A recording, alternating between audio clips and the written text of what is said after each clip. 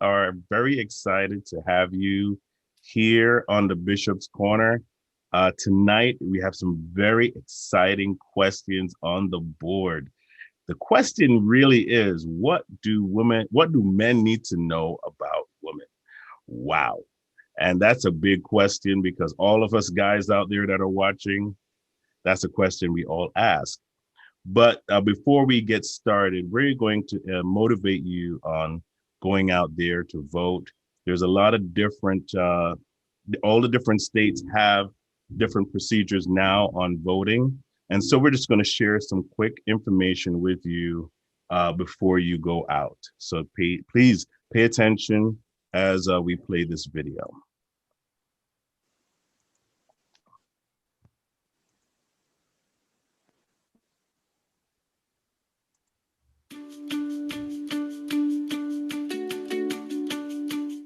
Is your voter registration up to date? Even if you voted before, from time to time, states and local election offices purge their voter registration lists. They delete people who have moved or who haven't voted in a long time. And sometimes there's just an error. That's why it's a good idea to check your registration now on voting, to make sure and so we're just going to you share vote on some quick election day. information with you Start by finding your local before you election go office out. at So usa.gov please pay attention as we play this video. office.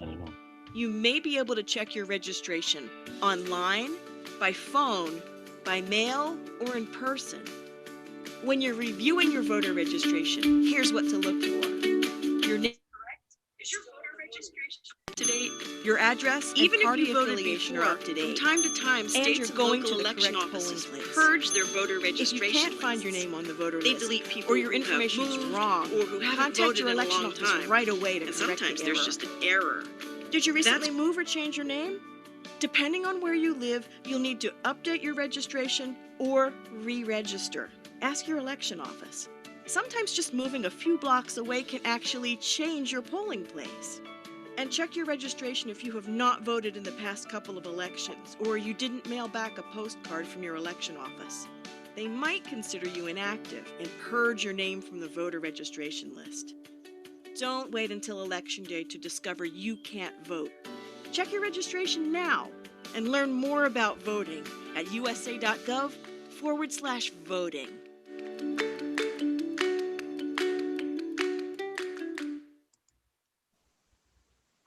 All right, so make sure that you are correctly registered and you're in the system so that when November 3rd comes, you can vote.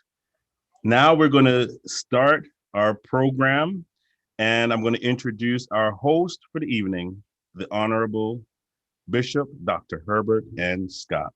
Bishop Scott. Well, God bless you one and all. Thank you very, very much, Dr. Phil. Let's put our hands together, would you please, for Dr. Phil, our producer, who does a tremendous job. Man of God, we do honor you and we do respect you. Well, good evening, everyone, and welcome back to the Bishop's Corner. You are in for a treat tonight. My name is Bishop Dr. Herbert N. Scott, the Chief Prelate of the Liberty Hall Cathedral of Praise right here in the heart of Brooklyn. Well, our subject line for discussion tonight is, what do men need to know about women when it comes on to love, career, and the family? It has been said that heaven and earth rejoice the day that women place their feet on earth. It's also been said that money can buy a good dog, but it's going to take love to make that dog wag his tail. Well, we're hoping tonight that the panel of cherubs will indeed cause us men to wag our tails. I am looking forward to it tonight.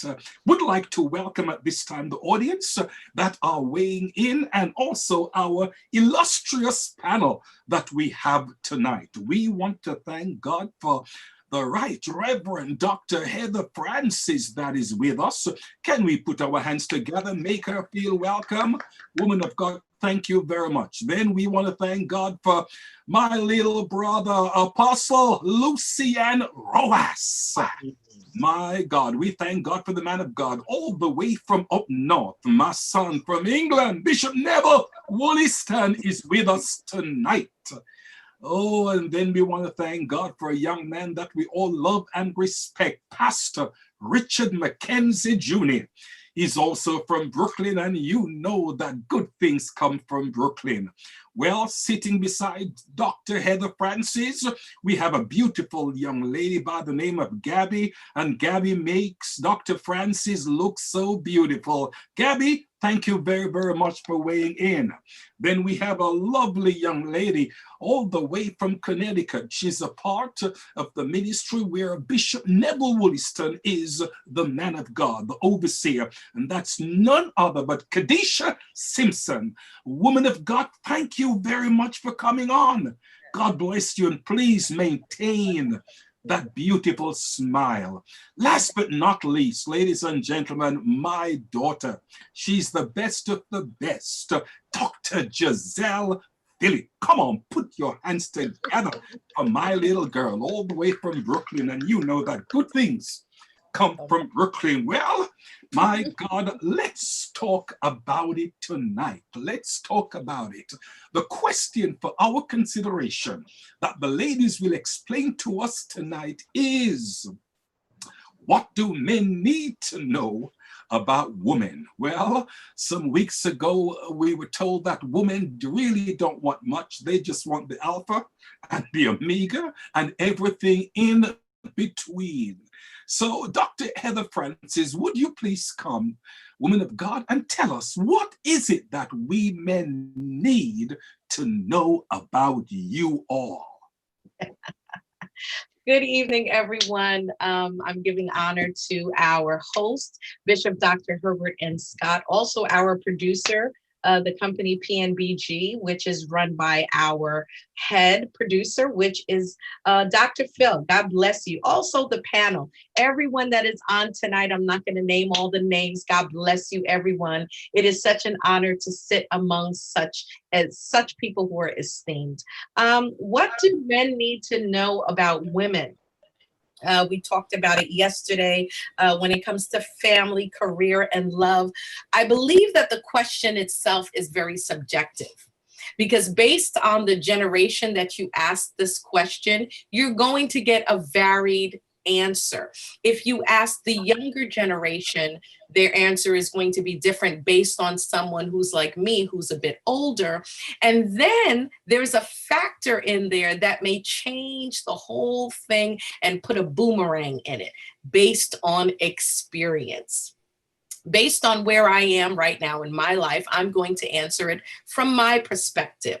What do men need to know about women? Well, when it comes to love, I would say that a woman wants a man who can satisfy every area of the love circle. What does that involve?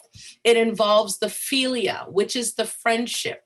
Women want to have a relationship where they can be friends with their husband or with their lover, which is their husband.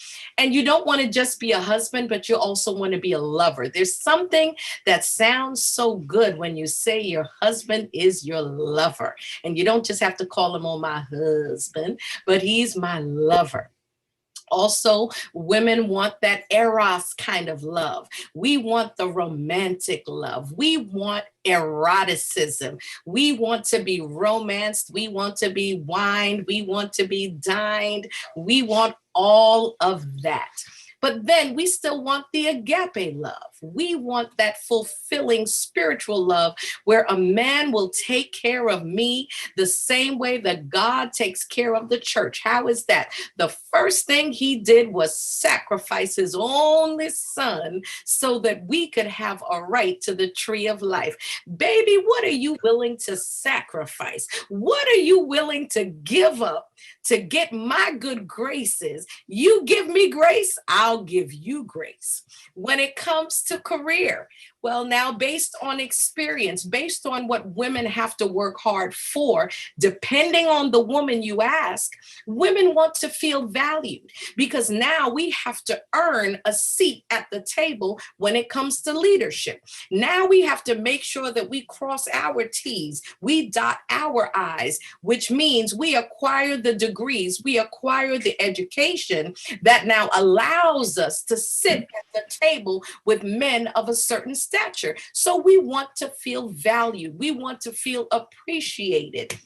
Also, when it comes to the family, now that women have to rise to the occasion and earn a living, also, we want to feel that we have a mate that will work with us. And we don't want the defined gender roles, but we want gender roles that can be cross-learned, meaning that if I can't cook tonight, baby, you should be able to get naked, put your little apron on, and cook me dinner.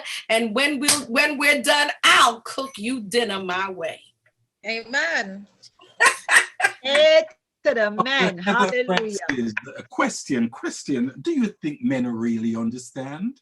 Do you think we really understand? Or do you think we're just pretending?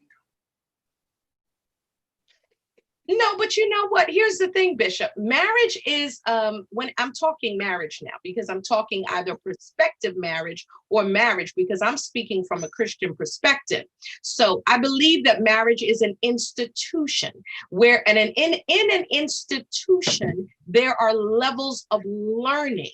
And so as you come together with your mate, you may get married and be at first grade. But at some point, I expect you to matriculate. I expect you to reach middle school. I expect you to go to high school. And at some point, when we get to university, I expect to see lights, fire, and action. I hear you, woman of God. Well said indeed. Okay, Kadesha, please weigh in on the same question. Good night, everyone. Good night to our esteemed panel. Good night to our visitors listening in. And yes, most definitely, what do we women want you men to know about love, career, and family? First of all, I think Lady Heather Francis summed it all up. So awesome points with sharing the 3 stages of love. Definitely for me personally, I want unconditional love. I want my husband to love me just as he loves his mother, his sister, and just as he would love his daughter. So I'm looking for that unconditional love. And what does the word remind us? Love covers a multitude of sin. While we're loving on each other, I want us to be able to share our individual career goals. What are my dreams and my aspirations? What are your dreams and aspirations? How can we tie it all in together and work together so our family can grow? How are we preparing for the future for our children?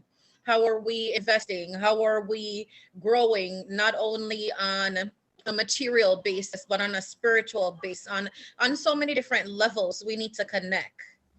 On it with our career. Are you planning to go back to school? Is it okay if you work night while I do the day shift? Can we take turn with taking care of the kids? It's just being flexible to intertwine those roles. The woman of God just said, if I can't make dinner tonight, is it okay if you go into the kitchen? If I can't pick up the groceries, is it okay if you go grocery shopping? Is it okay if you're not able to take out the garbage and I see that it needs to be done and I can take it out? Sure, I'll take out the garbage. So it's just being flexible within our rights and within our roles, and know that in our marriage, in our relationship, with our career, with our family, it takes communication and flexibility to make it work. Are you willing to sacrifice the time and energy it needs to make me happy? What are you willing to give up? Are you willing to hold off while you push me to finish my doctorate? Are you willing to work 2 jobs while I stay in school? What are you willing to give up for me as my husband, as the head of the household, while you allow me to grow, which in turn allow us to grow our family? Are you saying that you'll want me to make you happy? Were you not happy before you met me? Oh, Bishop, of course I am happy before I met you. So just to make it clear, I strongly say to my older woman, my younger woman, and even to my younger self, it is very important that you know who you are It's very important that you know what you want. It's very important you know your own goals, dreams, and aspiration for yourself before you're willing to share that with someone else. Make sure you take the time to spend quality time with you. So you want to make sure you know that you're beautiful and you're wonderfully made. So if your husband don't say, okay, look so beautiful, or you dressed all up, dolled up, he didn't recognize it, it's okay, because you own that, you got it. So you want to make sure you define that first. I think self-love is very important before we are able to share that communal love. Okay, thank you very, very much, Kadesha. Well said. Now, the next young lady I'm going to ask to weigh in. Last week, she said to us that God put man to sleep. And in her deliberation, she made us feel as if we men are still sleeping.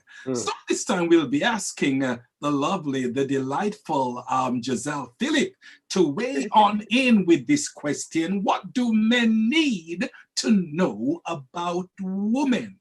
Please, woman of God, weigh in, but please be gentle. Good night to everyone, to my Bishop, Dr. Herbert Scott, our host, our esteemed panelists. God bless you. Thank you so much for having me once again. To our listening audience, God bless you. And I will start off by saying, awake, Zion, awake. Amen. Hallelujah. Glory to God. What do men need to know about women regarding love? Regarding love, we want that commitment. When you ask me to be your wife, then I need you to be committed to that love. Being committed to loving me, and like I said last week, loving my mind, my body, my spirit, loving my ideas. Also, just showing that love, making me feel appreciated at times, not just that, I'm just here to cook and clean and take care of the kids and supply your needs and make you feel but figuring out what is my love language and speaking it, figuring out what turns me on and working it, figuring out what takes me to my climax and making it happen. So just, and when I say loving my mind that I do have ideas, I do have thoughts, and allowing me to express it. And listening, because a lot of men, even though they might give you the opportunity to talk, but after a certain point, sometimes they shut you out and they're not even listening to what you're saying. And understanding, yes, we women, we talk a lot, we go into stuff and things, but giving us that opportunity to express ourselves, that's what we need. We need you to give us that opportunity to express ourselves.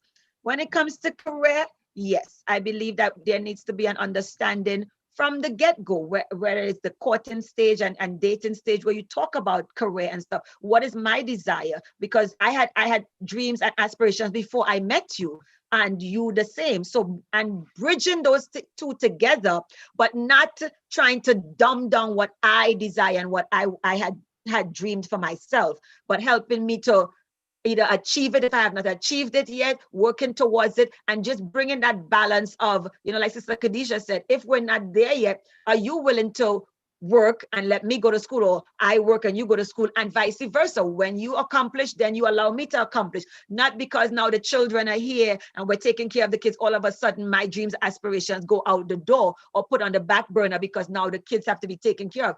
We need to understand that, okay, maybe when the kids get to a certain age, you go back, I get to go back to school, and we figure out how we're gonna manage and stuff. So career, I believe, just have to work together and communicate.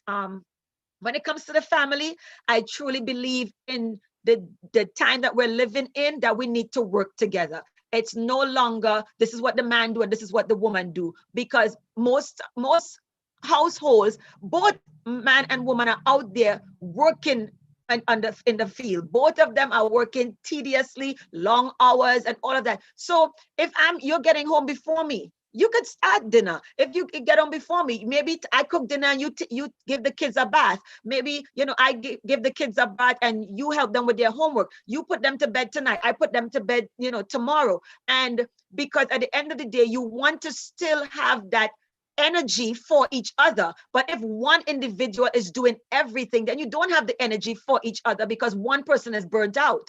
And you don't need that, because then there becomes frustration now with the parents or the husband and wife, because he's frustrated because she's burnt out, or she's frustrated because he's burnt out. Because let's be real, there's some men that are doing most of the stuff in the home. It's not just now women. So it's definitely working together with the family and just trusting each other.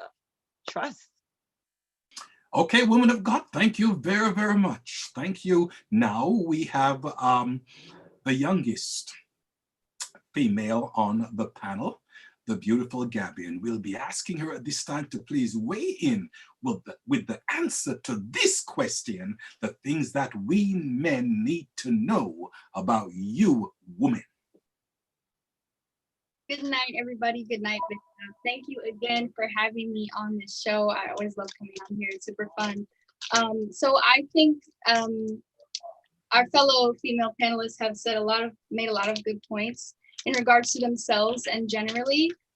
One other thing that I would like to add is just respect. I think that especially when it comes to a career nowadays, everybody is really, really focused on what they want to do and their future and their dreams and their goals. And a lot of this generation is entrepreneurs. A lot of us are really hustling for what we want. So I think just respecting each other's hustle, whatever that may be, is a big part of kind of compromising and making a relationship work. Like our sister Kadesha said, can you compromise with, if I want to go to school right now and you have to work 2 jobs, is that okay with you? And vice versa.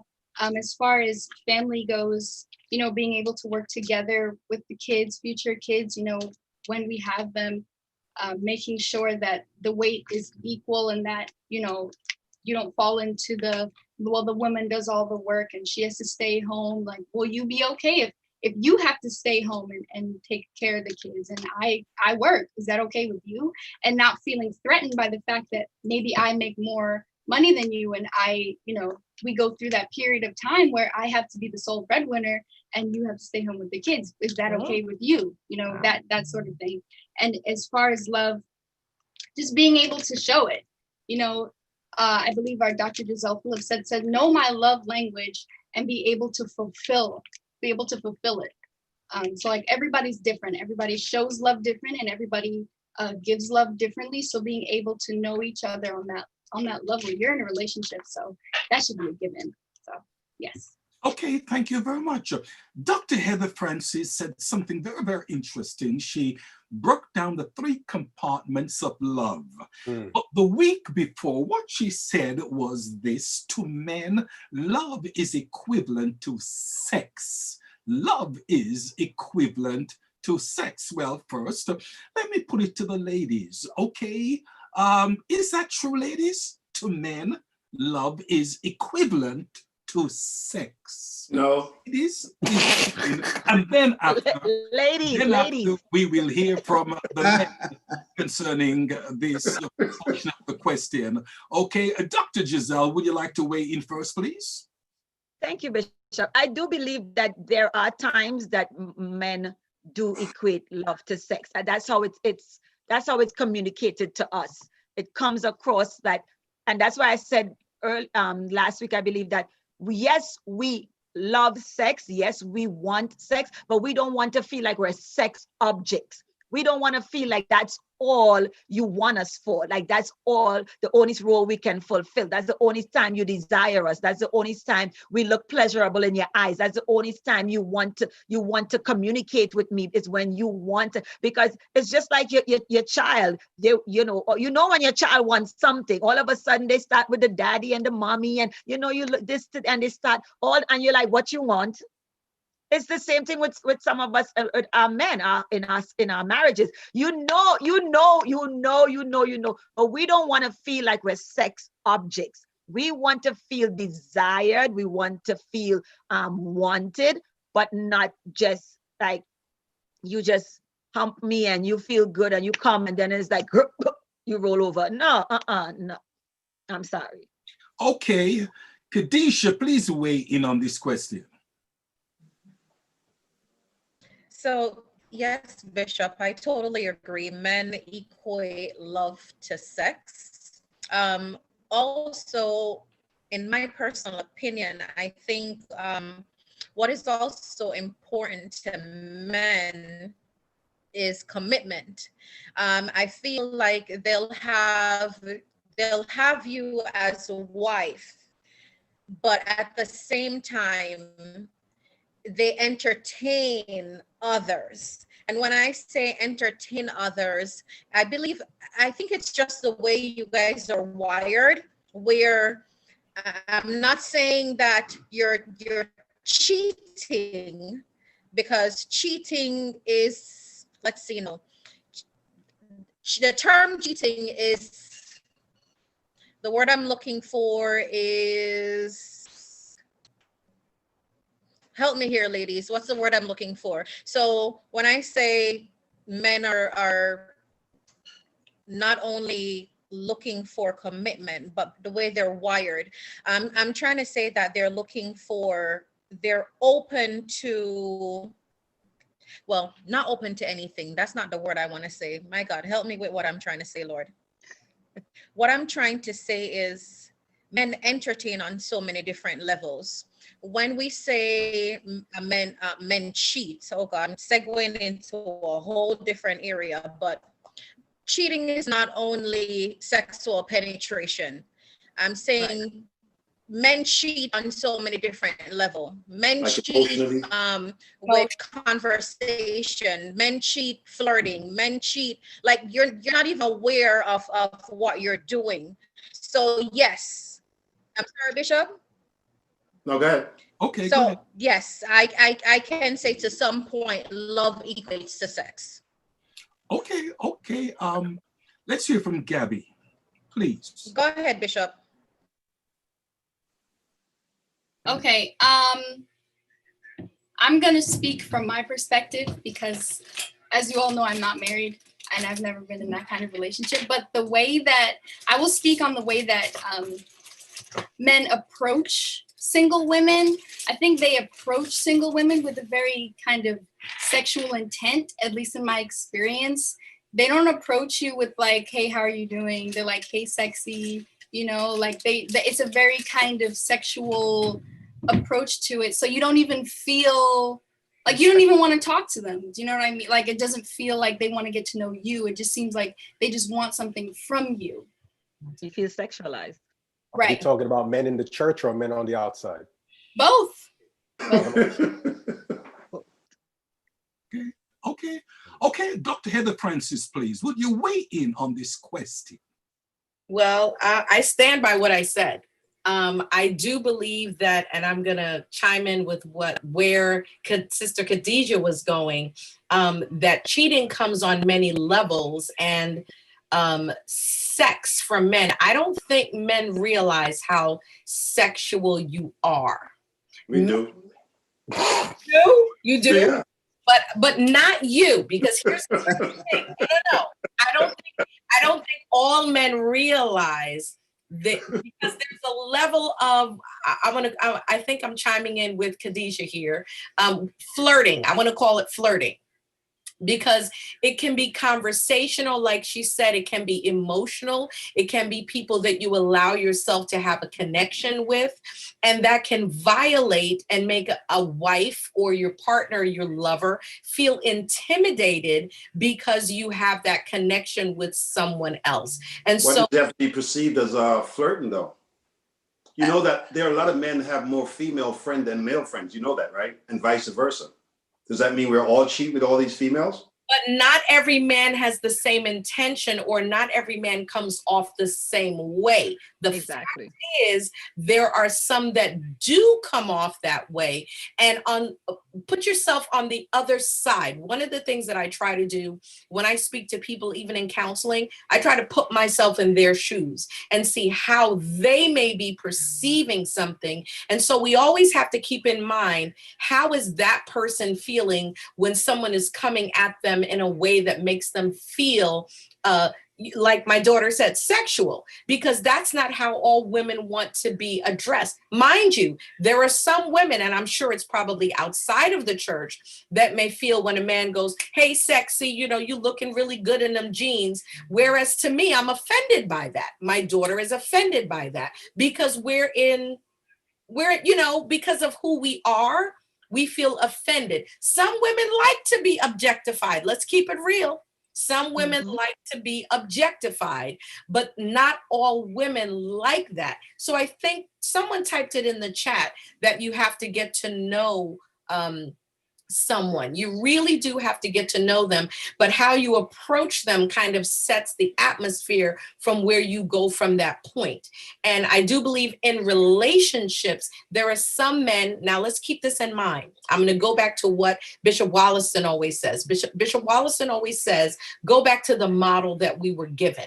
Now, if you see your mother and father or grandmother and grandfather say that they love each other, but then when they say they love each other, kiss each other, they go straight to the bedroom, you're equating love with sex. So if I love my wife, from the male perspective, there's always an intention there to get something. Whereas if you see a different type of love demonstrated, and let's keep it real, old school guys did not wine and dine. Not everyone does that. I'm not saying it across as a blanket statement, but old school, normally it's just you're a provider. And most men think that if I provide for you, if I put a roof over your head, if I put food on the table, that should be enough for you to give me anything that I want.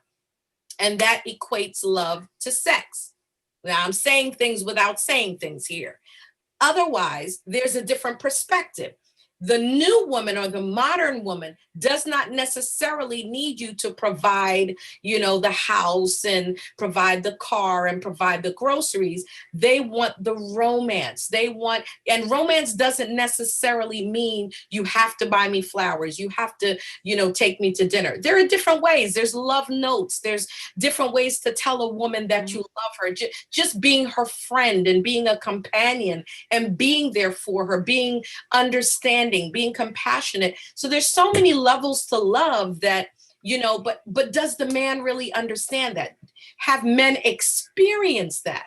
Do they know about those levels of love that lead to sex? Not necessarily sex, but it makes a woman feel so cared for, you know, and so you're so tender with her and you've done so many other considerate things that now set the atmosphere for it to be easy to reach to that level. So it's a process. Okay, thank you very much, woman of God. Okay, the question that we started with is this.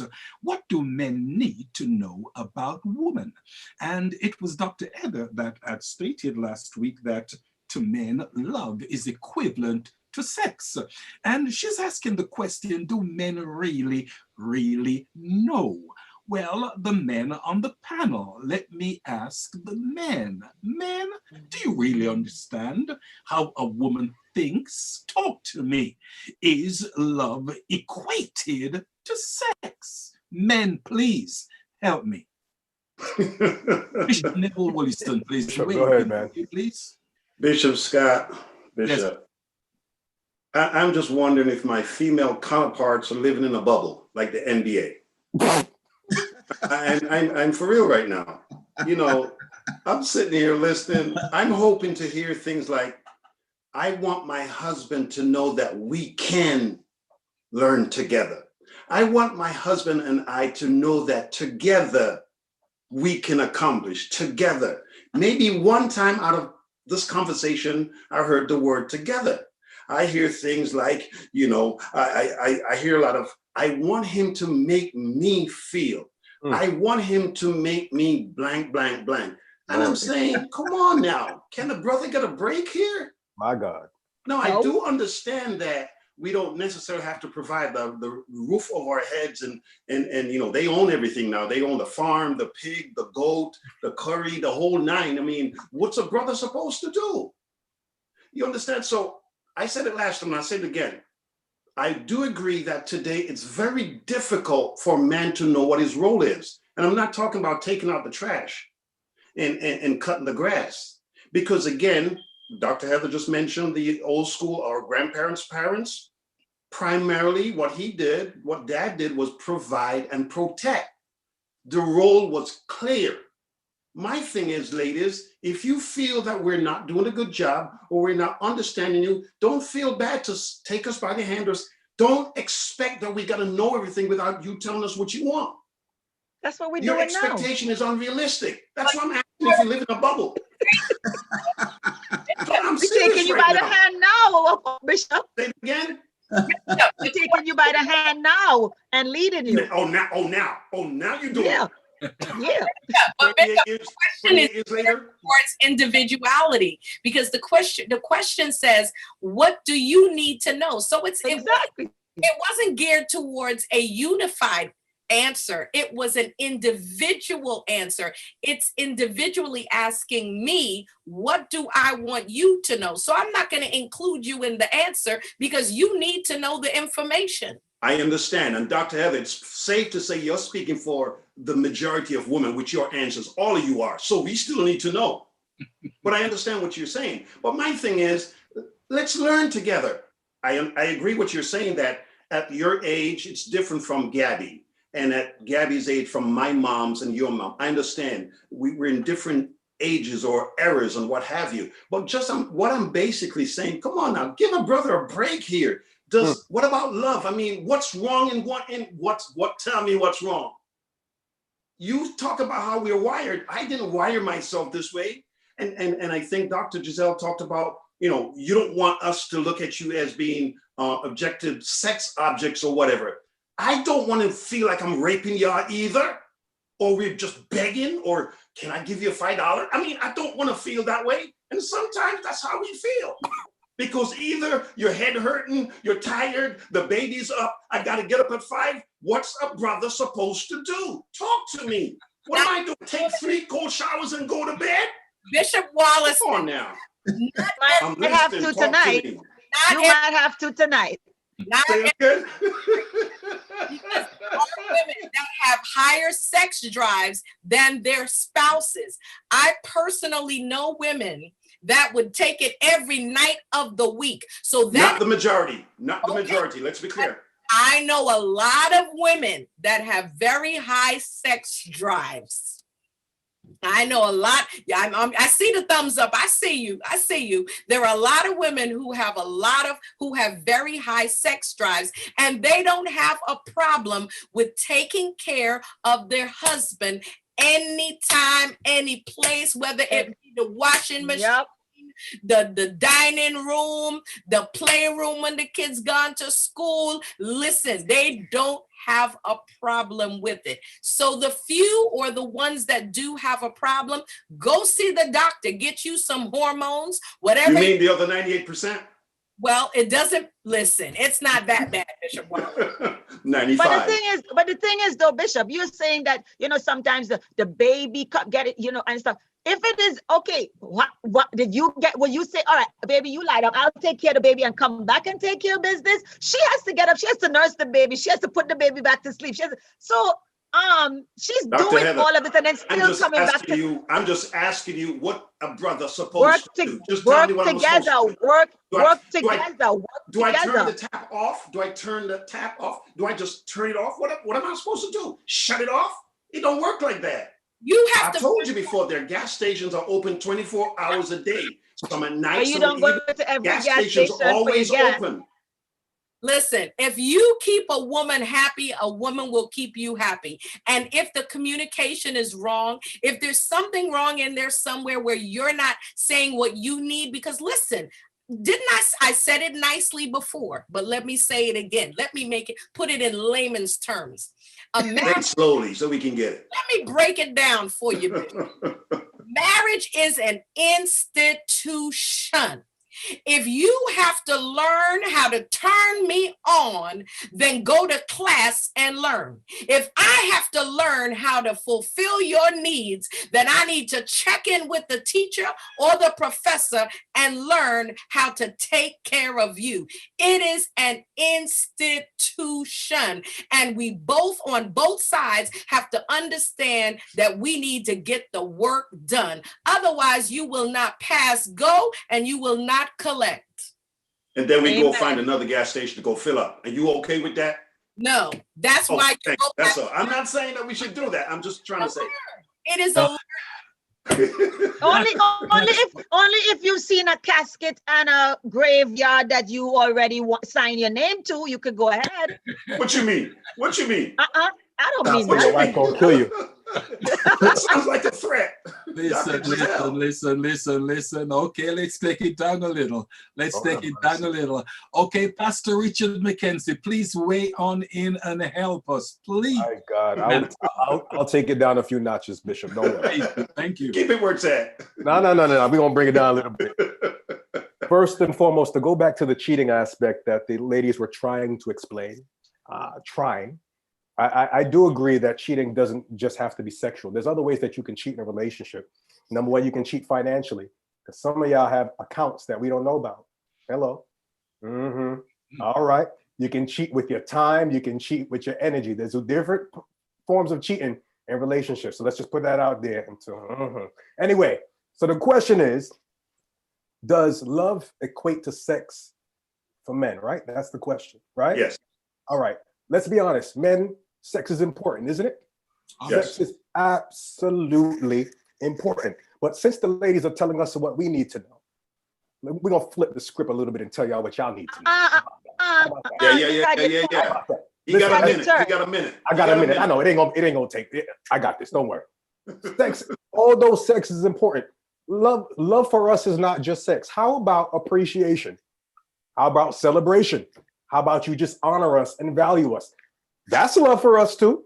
It might not be as important as the as the other thing that I mentioned, but we love to be appreciated. We love to be celebrated. We love to be honored. We love to be valued. Listen, I don't care how scrawny I may look or how big my belly is. You come in and you tell me how handsome I am. You tell me how strong I look.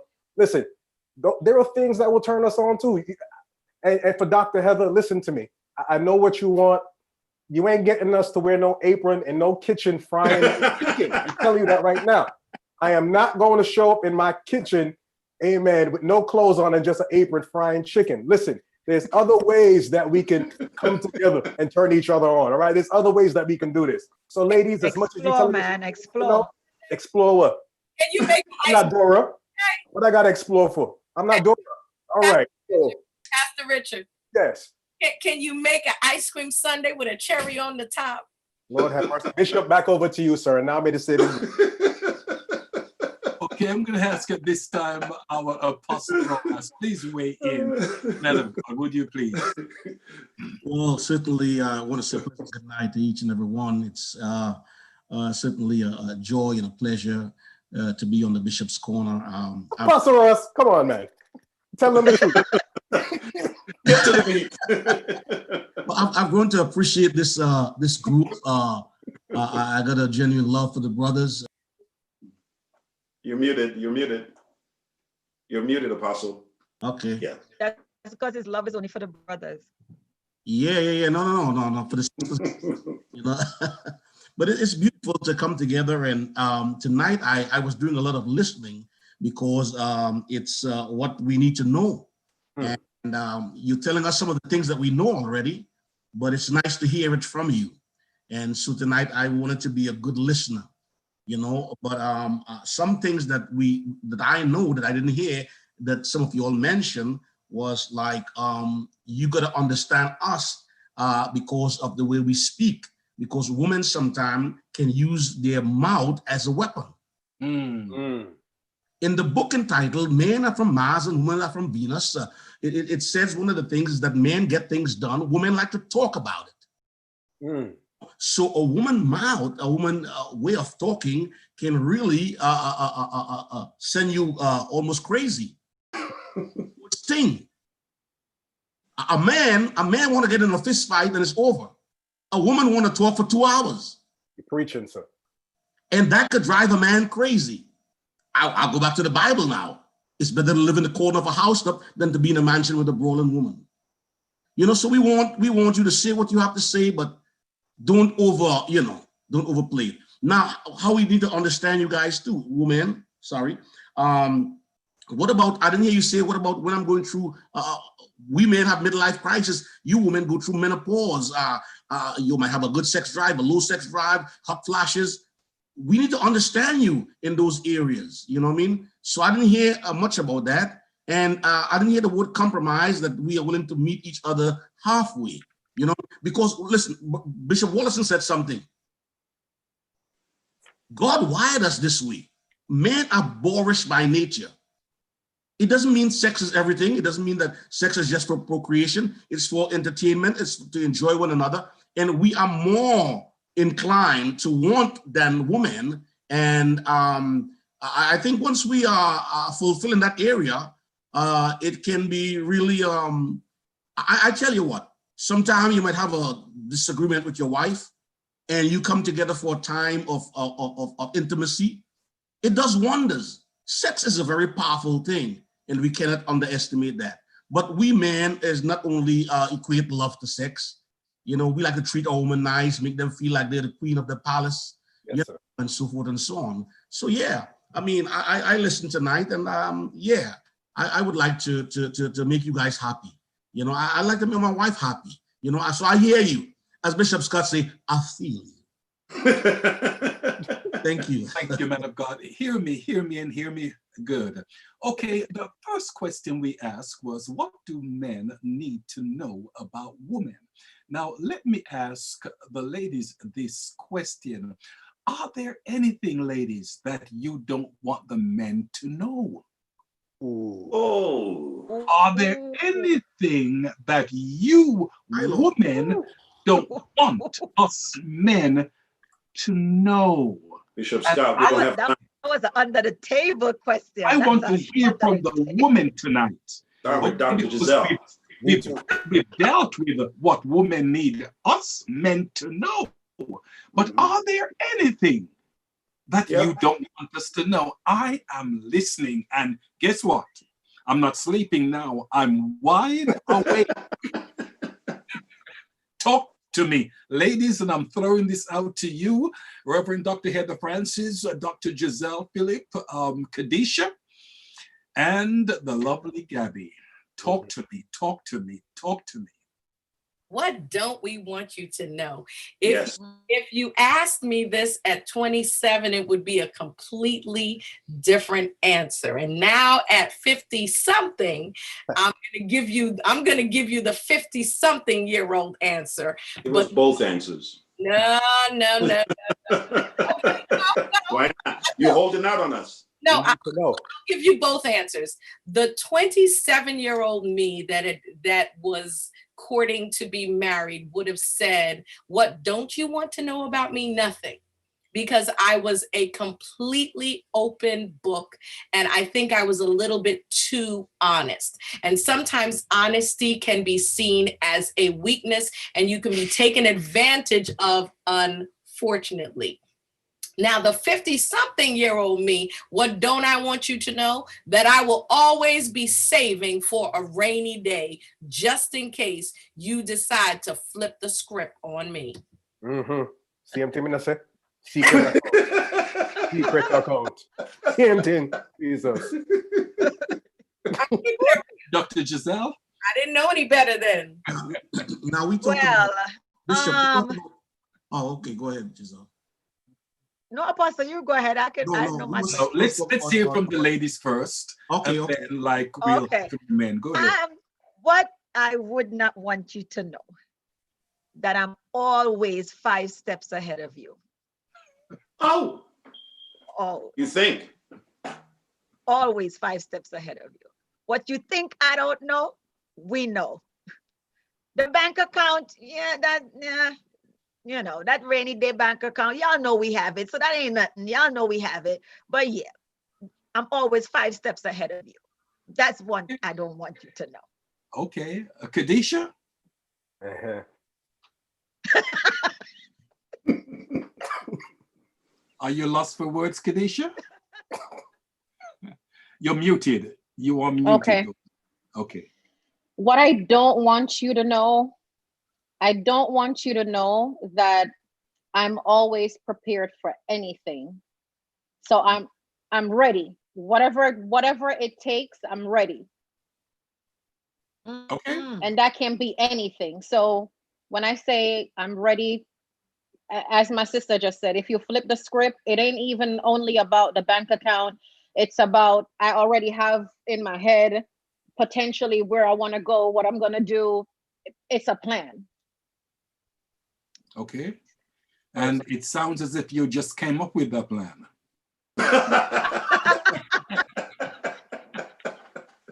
Okay, Gabby, please tell us. I don't want it to sound mean, but what I would say is a little harsh. What I would say is, I think every woman sort of feels this way based on each answer, but they're kind of just like not hitting it on the head. Basically, like, we don't want you to know that we don't need you, basically. Ooh, shots fired. Ooh. Ooh. Shut we can take it. Shut up. We can take it. I tell you, We can take it. We got broad shoulders. We're good. Tongues, man. This is something else. Hey, let me say, because what Gizelle just said, we all said that we can do it on our own. We choose not to, right? Like, it's not good. So we choose not to be alone, but that doesn't mean that we need it. If that makes sense. Does that make sense? Yeah, it makes a whole lot of sense. So my question is it okay then that we can have side chicks? No, that doesn't have anything to do with what I just said. I'm just asking. Y'all say you don't need us. No, but if I'm in a relationship, but if I'm in a relationship with you, I'm choosing to be with you. That doesn't give you the right to choose not to be with The you. way how y'all ladies just answer this question, y'all should all have prenups. That's what y'all should have. Something to think about. I ain't married yet. Something to think about. Because I'm thinking. Okay, thank you. I'm thinking you're going to a relationship. Please go ahead. And go ahead, Bishop. Go ahead, Bishop. Go ahead. I'm thinking you're going into I know it's old school. I'm thinking you're going into a relationship to make this thing work. If you have already got preconceived ideas and notions that, listen, I'm going to just have this little something on the side just in case. I'm going to have this bank account over here just in case. I'm going to say, I'm not going to set myself up for failure emotionally or anything just in case. I mean, then why are you going to work on this thing? Just have a prenup. You might as well. But most women having a side account is usually backup in case anything happens in the family. So if the mortgage falls behind, she'd be like, I got it. We good. We good. You lose your job, we good. It's not that, she has that bank account as an exit strategy, which sometimes it might end up being an exit strategy, but initially it's a cover so why for don't the you family. What's wrong? You let me know that you got a little something for rainy day. Nah, son. See what I'm saying? Bishop, son. You know, to be honest with you, since Gabby let the puss out the bag. Only because she's the only honest one. No, she didn't let the puss all out the bag. All right. So since Gabby one. let the puss out the bag, she's the Bishop, only honest one. Let's keep it real. Since we already acknowledge that we're saying that women don't potentially need men, remember, Bishop, there's a notion that says man sell a shop. Okay. All right, and with the Duracell battery, it keeps on going and going and going and going, and it doesn't stop. Thus, I asked the question. Is it okay then? Will you? I'm not saying me personally. Will you frown on a side chick since you got Duracell and everybody else who sell? Are you good with that? Because I know you're not. Okay, but Bishop, let me throw a monkey wrench in here. Stay on. Let me throw a monkey wrench, and I want you to. I want Bishop Wollaston to respond. Go ahead. How do you then respond to someone like me, who was very honest initially going into a marriage, who put everything on the table, including every dime I owned, and ended up marrying someone who I ended up not just penniless, but homeless? Okay, of course, that don't happen all the time. I'm not belittling that. It happens. I want you to respond to me because I ended up losing everything. So what do you say to me? And I ended up with nothing. Okay, if you were my daughter or my sister, the first sign or the first red flag that I see or you communicate with me that's happening, I'm saying get out of there. But no, but we're talking about, can we talk church? Can we keep it real? You not get married in the church and start telling your business that you're church people. What? Come on, somebody. Let's keep it real. It was embarrassing. You, first of all, you don't humiliate yourself by telling missionary cornbread, because by the time missionary cornbread have my information, totally agree. It reached to evangelist walkabout. It reached to deacon tell everybody, and you are completely destroyed. I was destroyed. So how do you then comfort or even talk to someone else when you know your example is somebody like me who said, listen, these are the accounts I have. This is the money I have. What's mine is yours. And then you meet somebody who says, okay, and make sure that they take everything you got. Now talk to me. But remember, Dr. Heather, you just talked about the 27-year-old you and the 55-plus-year-old you now. They're two different yous. What you do now, hold on. What you do now, you'd not do, or what you did at 27, you'd not do now. Experience is a good teacher. It's not the best teacher. That's why you have the account. But you're knocking the women who now are learning from me, who was too honest and gave everything to the man. Now the younger ones are learning, you don't give everything. You make sure that you have something to the side, because if you meet a blowjo like I did, what are you walking away with when you meet somebody like, you can't go to church, you can't go tell bishop, because somebody go and tell somebody who tells somebody and tell somebody. I totally understand, but are you saying that this is the way we should teach our daughters now? Just because, hold on. Prepare just in case he walk out on you? Is that what we should be teaching our daughters now? Because if we're going to do that.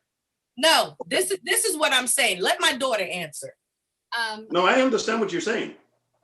Go ahead. I don't think the goal is to prepare for the worst. I think it's to hope for the best, but it's always to how do I? You hope for the best, but prepare for the worst. Well, yes, but I think if you always have the doubt, then you're never going to fully be able to commit to a relationship or like put yourself fully into it. So I don't think that that's the goal. I think that you go into it having what you have and being confident in knowing that you bring something to the table. I have what I have, right? And you do the same as well. But we're not looking to to look for somebody to complete us. We have to be complete on our own. Mm-hmm. So I'm gonna have my money before I come into a relationship with you, and you know that what I have, not because I don't want to share it with you, but because it was mine before I came to be with you. So it's still mine. So what I choose to share with you is what I choose to share with you. Still have that's the unwritten prenup right there. But but I'm not gonna be like, oh, you know, I'm not committed. So no, it's just like, it's just my, I don't know, it's just mine. So Gabby, what if you come in with $100,000 and he comes in with only $10,000? What if you come with 100,000 and he only comes in with 10,000? What happens then? 100,000 is hers. I'm supposed to share my 100,000 just because I'm just asking you a question. Just want to know. Just want to know. Have access to 10,000 and she have. We're not speaking to you, Gabby. You come in with 100,000. You love this guy to death, but he just came off farm work. He saved 10 grand. I'm not. And you came with 100,000. Well, talk to me. this is okay. All right. I'm gonna give you a really real example. Okay, so Okay. I was in a relationship for 2 years. 2 years ago, right? I was in a relationship, and I was in college. I was working. I had money. He was not in college, working, did not have money.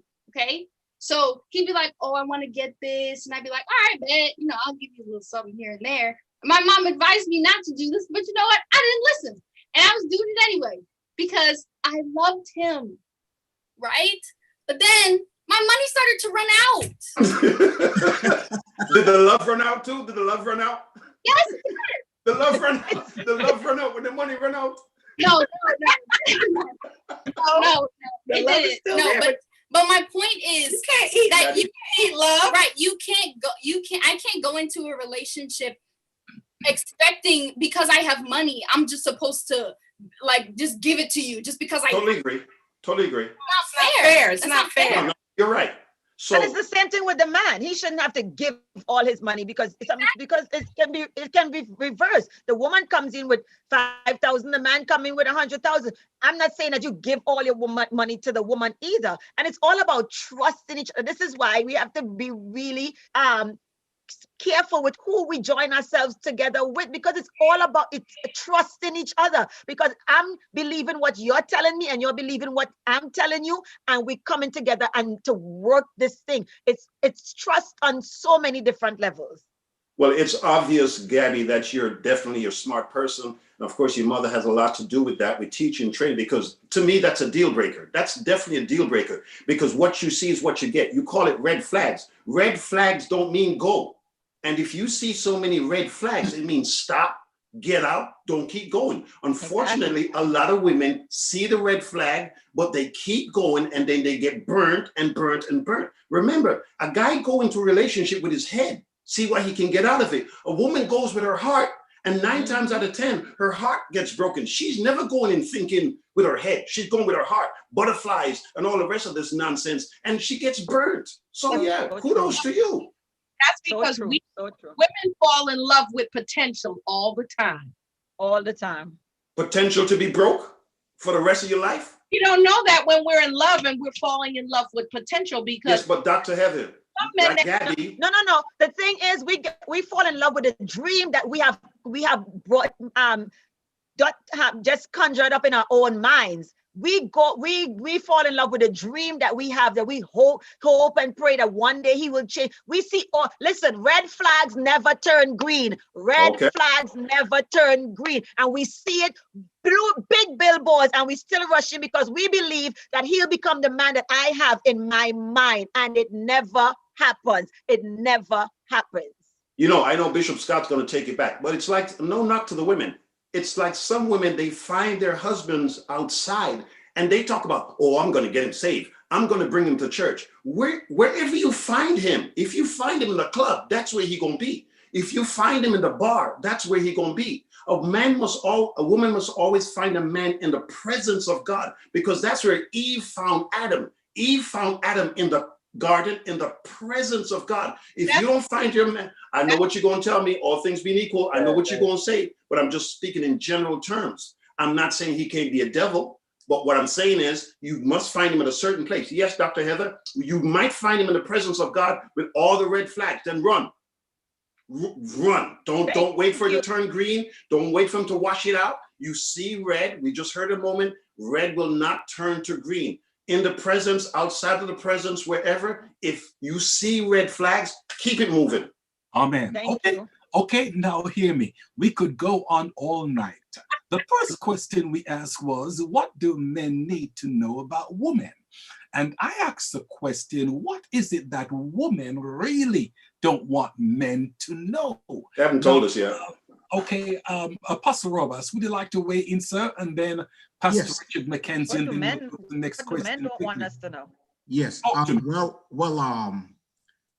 There's a saying.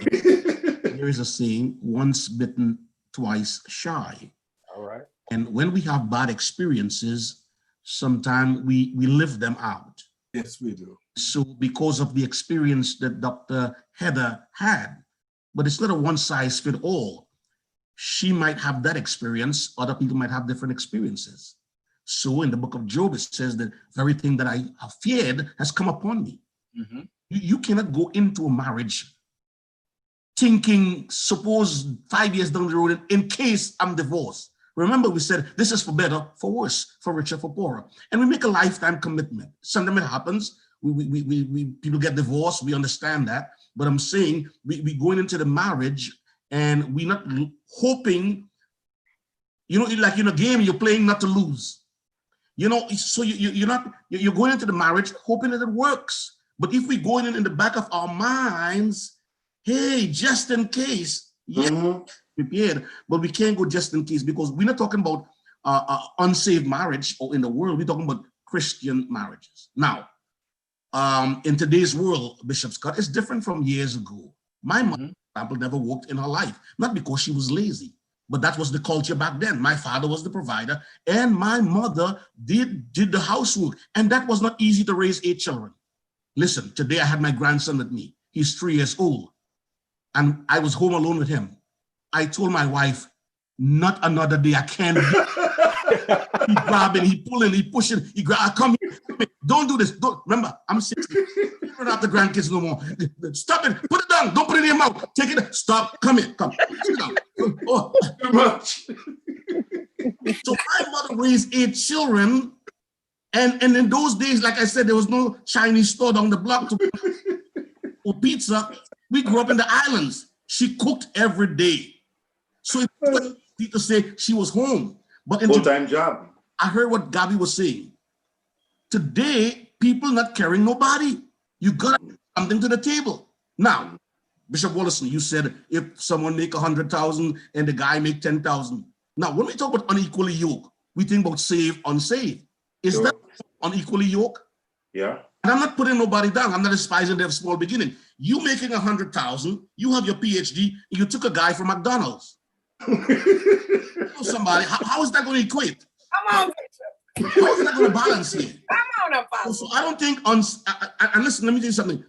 People today, listen, sex don't pay the bills. Love don't pay the bills. This is not the 60s and the 70s. What are you bringing to the table? Both men and women, different culture, different time, different era. Thank you. So I'm going to leave with this one. Is it okay for a woman or a man to keep a secret or tell their spouse everything? Good one. We talk about transparency. Yeah. And they say, don't hold back nothing. I'm not going to hold back nothing. We have trust. Should you, in terms of wisdom, should you tell her everything? Should she tell you everything? Different segment, that, Apostle. Okay, sorry. Oh, you don't want to talk about it now. Now it's a different segment. Now it's a different segment. We don't want to talk about that. It's a different segment now, huh? Why do we responding, Apostle Rojas? Come on, Apostle Rojas. Keep going. That is a no. I'm done. Question, man of God. And I think we should definitely utilize that question on another program. Okay, Pastor Richard McKenzie, please weigh in on this, would you, man of God? All right, I'm going to be civil again. Bring it down a notch. Now, let's talk about the $100,000 and the $10,000, because money is something that we have to actually look at in its entirety, because $100,000 without common sense is not as valuable as $10,000 with a plan. Because Amen. You can blow through that $100,000 like this, while that young man that y'all despising with $10,000 in a plan can supersede you in a split second. So don't just be turned off by that. So we have to this is why it is important before we run into a marriage or run into a relationship that we really do counseling, we really get to know each other, because somebody could have $100,000 and they could have just got it from their mama, their rich parent. That don't mean that they're responsible with it. So that doesn't mean anything. Next thing, Gabby, what did you say? We are choosing to be with you, but you can't choose to be with us. Is that what you said? Or am I misquoting you? No. You misquote. This is why I'm asking. I don't want to bring fake news to the table. All right. So whatever you said, to God be the glory. But this escape plan that you all have hatched Because that's exactly what. No. Stop it now. Yep. You had your chance. You had your chance. This escape plan. Yeah. Mute her. Phil, mute. This escape plan that y'all have hatched. Because listen, I have no problem with you having yours, but tell me about it. You know what I mean? Yeah. I don't need to put my name on it. I don't need to be a part of it. That's fine. I'm talking about that secret account in Bora Bora that nobody knows about. That's what I'm talking about. So let's talk about this escape plan that y'all have. The one thing that you have to that worries me about this just in case plan is that it may make you run at the sign of any little disagreement. Look what happened. You better not play with me. Don't he know that I got that secret account? If he talk to me one more time like that, I'm out of here. Listen, I'm okay with y'all having y'all little something on the side. But if you're gonna have a just in case plan, and as soon as a little disagreement arises in the relationship, you out because, as y'all say, I don't need you. Remember y'all said that? Gaddy. Misquote. No, that ain't no misquote. I don't need you. Then we have problems. Because then, what are we getting married for? What's the purpose? True. What's the purpose? If you have an escape plan and you're ready to go at the side of any little disagreement, then what are we getting married for? To lose everything like me. No, I'm not talking about that. Stop talking. Cut it out. Mama, hush. I'm not talking about that, man. Like I said, if you have a little something on the side, that's one thing. That's a little something on the side. But the escape plan is what I'm concerned about. I don't have an escape plan. I don't have one. It wasn't meant that way. It wasn't meant that way. I was just saying that the example was given with the 10,000 and the 100,000. If I have 100,000 and I'm a saver, okay, so that's staying in my savings account. All right. I don't want it to seem like if I come into the relationship with $100,000 and you come in with 10, that it's expected that because I have $100,000, we all of a sudden have to share that. It's not fair. That's mine, right? I hear you loud and clear. $100,000. I hear you loud and clear. We feel you. Things it's okay. Things certainly have taken a turn for the difference. New generation and compared to the old generation. Apostle, say it quickly and then we'll go to the next question. I was saying, I commend the woman in a sense. I'm going to take a different approach for saving or having an account that we don't know about. Because sometimes it got some good women, man. They know how to save. And man, when we turn around and there's nothing and the car's broke or the boiler's broke, she could go in a drawer and pull something out and say, honey, you didn't know about this, but I got this. That's what I said. That's a good woman. My mother used to do that. Also, Ross, man, we're going to talk after this program. That's what I said. It's not an. That's what I said. It's not. But that's what I said. It's not an escape plan. But sometimes we have that, and like let's say we can't pay the mortgage, and I could be like, babe, we got it.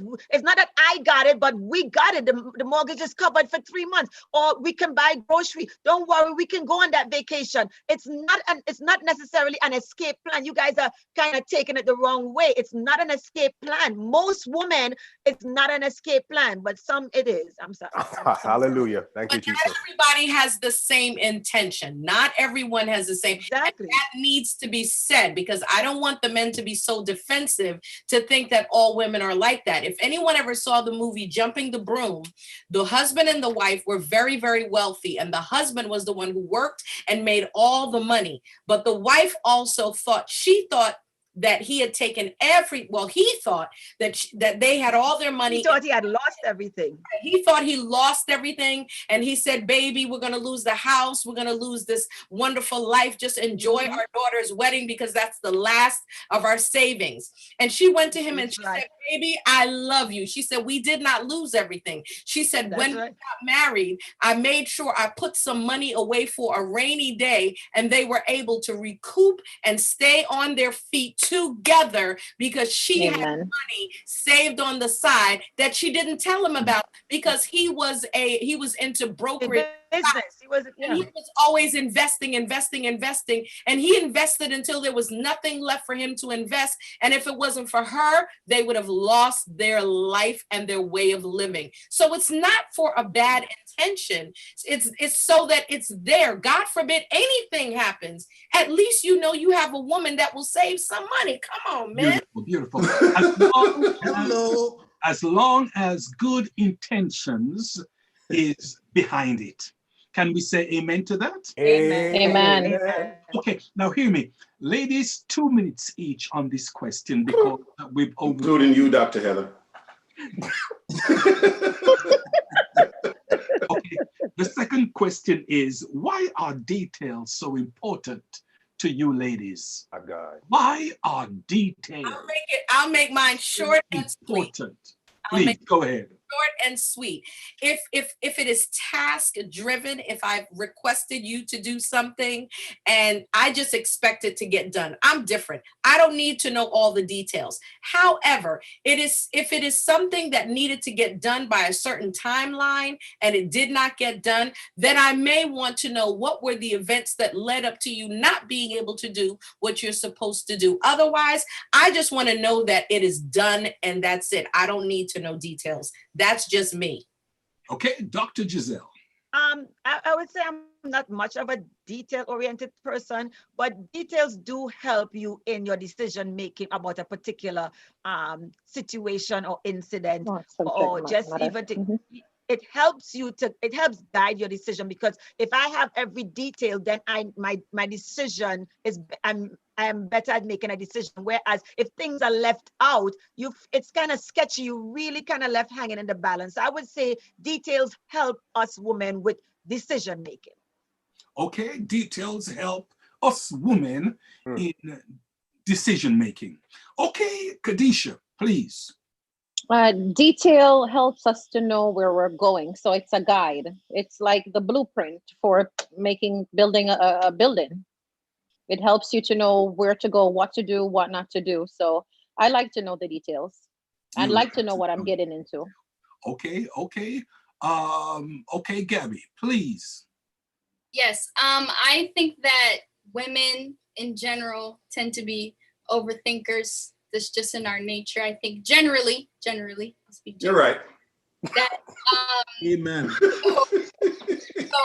when it comes to certain things, when we don't get the answer that we want or it isn't clear, there's all these questions in our head. So then we're asking, well, why did that happen? And I think when we get all the details all at once, it saves us that extra overthinking that we tend to do.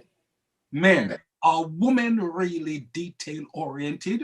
Apostle Roas, please. Well, Bishop, the same way we said that men are sexually driven and that's the way they're wired, I think women are wired that way. Don't defend them.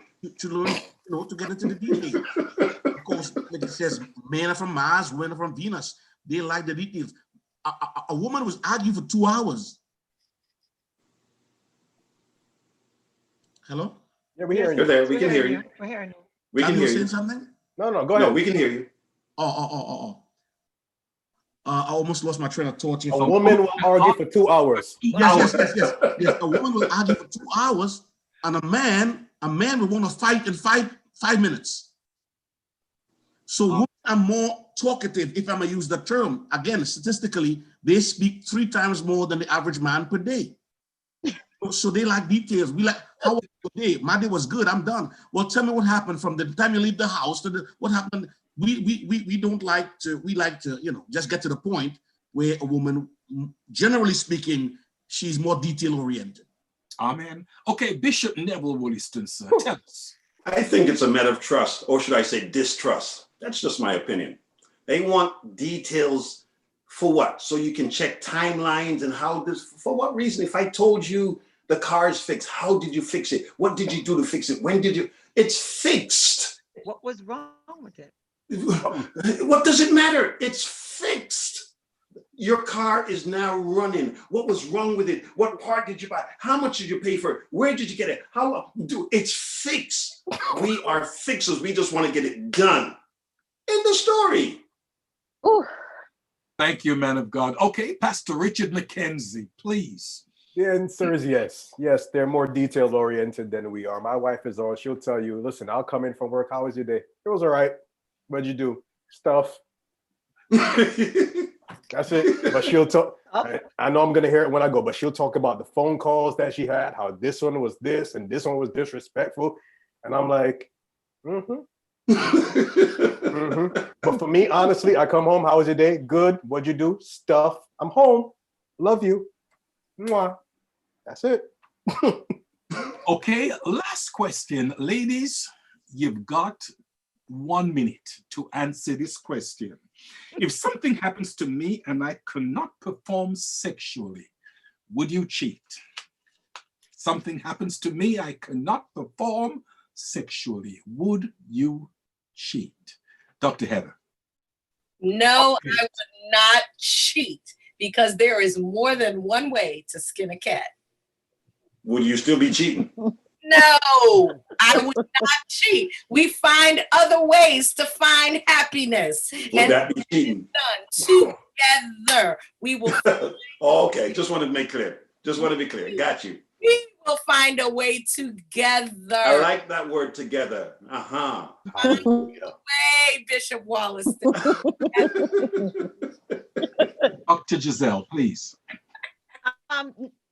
No, I would not cheat if something should happen to my husband and he can't perform sexually. No, I would not cheat. In the event that, my husband is a paraplegic, there are always, Duracell batteries and Energizer batteries and, but I would not cheat on my husband. I wouldn't do that. No. Okay. The lovely Kadesha, please weigh in on this question. I wouldn't cheat, Bishop, but I would explore, or we would explore, other means of entertainment and satisfaction. Okay, thank you much. Last but not least, Gabby. Yeah, I agree. I would not, because I wouldn't want it done to me. God forbid the situation was reversed. I would never want my husband to cheat on me because I couldn't perform sexually, because that is also an issue for women as well. So no, I would not want that. I would not cheat. Okay, thank you much, young lady. Let me give the men the time for them to explain themselves. Okay, I'll give the men the time, starting with Pastor Richard McKenzie. The question is, something happened to me, cannot perform sexually. The women, they have said they will not cheat. How say you, man of God? Are they speaking the truth? Oh, we're talking about them, not us. Okay. Oh, that's easy. Great. Cool. My God, my wife just said I'm all ears. Okay. If they're speaking the truth, I would hope that they're speaking the truth. But you can talk about something, and then when you're in that situation, it's a whole different story. That's what we have to understand. That's what we have to realize. Because it's easier to say no now, but when you're in the situation and all of a sudden, like Barbara's fatting right now, sometimes you get to that situation where you start fatting, amen, and you might see Deacon, what's his name, Dr. Francis Cornbread, amen, Deacon Cornbread might present himself. So I would hope that she wouldn't, but Deacon tell her go. I don't know. I don't know if she, I hope she wouldn't. Wife, I'll talk to you later. Okay, please, sir, weigh in on this question. Well, Dr. Phil, I mean, come on, we are Christians, we are pastors and apostles here. We got to say the right thing, But listen, man, Pastor Mackenzie say, when the squeeze is on, we would never do certain things, and when the time comes, you say pressure burst pipes, Pressure does burst pipe. But anyhow, I think a man would probably cheat on his wife if she's healthy more than if she's sick, because that guilt trip, man. I mean, how can you do that to someone? Like I said, quickly, my wife and I, we in March, she came down with the COVID, and I came down with a strain, but her strain was heavier. And I cooked for her. I made soup. I prepared hot tea, ginger. The day before she was feeling pain, I rubbed her down. I hope she's on the line listening. Anyhow, and I did all that. And I'm saying, if my wife were to get sick for whatever reason, and she cannot perform, You know, like I was saying, I will wash my wife underwear. I will shower her. I will bathe her. I will, if I have to wipe her, I will do it because she is sick. And I would like a, Gabi, you said something really powerful. If the roles were reversed the other way around, you would like the same for you, the golden rule. So yeah, you know, I will stick with my wife if that happens. Amen. Thank you. Bishop Neville Wollaston, sir. Bishop, this is not a hard question for these women. Every single woman on the panel, every single woman on the line gonna say, yeah. You know why? Sex is not a big deal for them. They'd rather wash clothes and do laundry than do sex. What kind of problem? Well, come on now. Bishop. Listen, it's not hard for them. Every last one of them gonna say no, they won't cheat on their wife. I'm not saying that they should, but come on now. It's not a priority for them. It's not like us. Talk to me, somebody. Amen. That's my answer. Let me say this, that these are real issues that people do go through. And these are things that we cannot preach a Sunday morning. Okay, these are things that go through our minds constantly, yet these things cannot really be addressed in the pulpit. But we have to talk about them. Now, with the things that we have spoken about tonight and the different topics that we've looked at pertaining to what do men need to know about women, what should we really take away from this conversation tonight? And I'll put this to the ladies first as to what we all should take away from this conversation tonight. Pastor Heather Francis.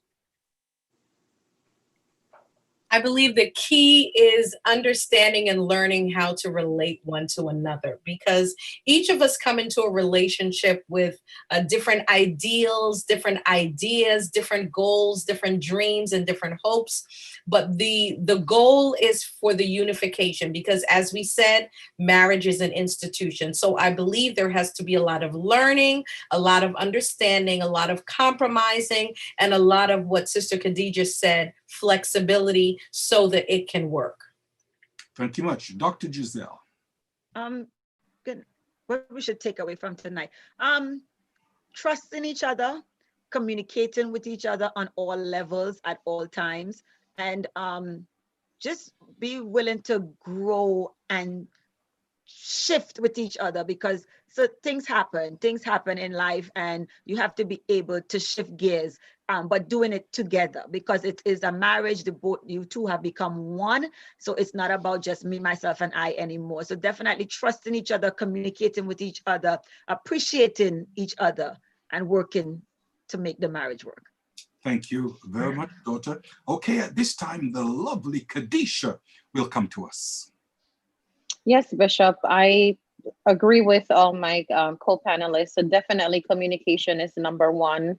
I can definitely say intimacy is one, and I can definitely say flexibility and being willing to grow together. So don't be selfish in your marriage or your relationship.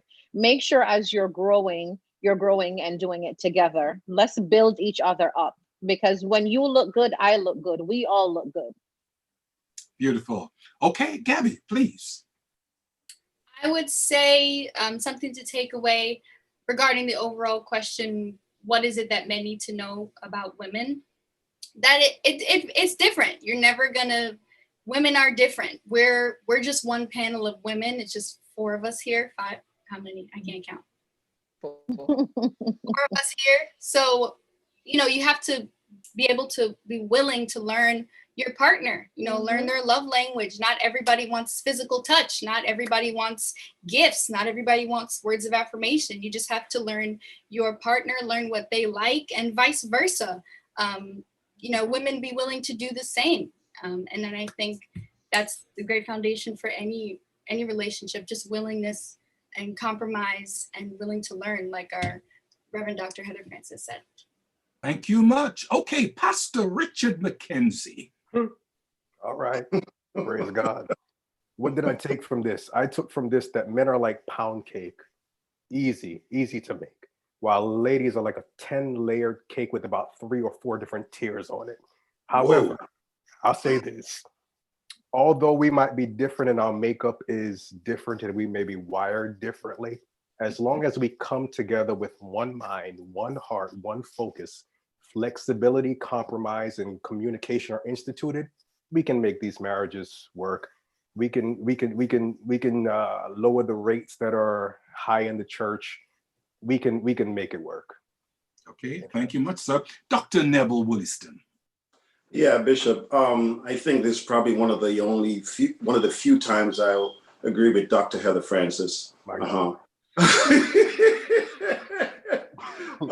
I take away from this panel is understanding. I'll definitely agree on that. Try to understand each other. We're not as complicated as you think we are, and I'm hoping that we're not thinking that you are as complicated. You put on a good front, that's for sure. There's no doubt about that. You know, you really put it on, but you're not that complicated. Let's learn together, understand each other, and I think we'll be fine. Okay, thank you much. Apostle Roas. Well, I go back to the scripture. It said, I'm going to be preaching now. Blessed to give than to receive. And I think in this life, if we can serve each other, that would be a beautiful thing. So I'm serving you and you serving me. It's not about me. It's not about myself. You know, it's like the ham and egg sandwich. The chicken say, I got to lay an egg, but the pig say, I got to shred a leg. So sometimes who giving more, who giving less. But if I would put my wife's needs before me and she will put my needs before her, it will make such a beautiful thing. So I think giving and serving is really important. Apostle, giving and serving is really the voice of reason. You switched up on us tonight, man. You switched up on us. Hey, listen, I got one question. Bishop, the clock has run out. I got one question. Should Christians have prenuptial agreement in marriage? Whole different show. Whole different show. Whole different show. That's another segment. Another segment. I'm just asking. But let me say this as we are concluding. It's 9:30 now. That marriage is the game that two people can win and two people have to win. So we're in it together. We have to make it work. I just want to thank the panel for weighing in tonight. And guys, you did a tremendous job. Thank you very much. I want to thank our audience and so forth. And also we want to thank the production company, PNBG. And this program will be on every Thursday evening at 8 p.m. until 9:30. Please weigh in next week. See you on the Bishop's Corner. God bless you.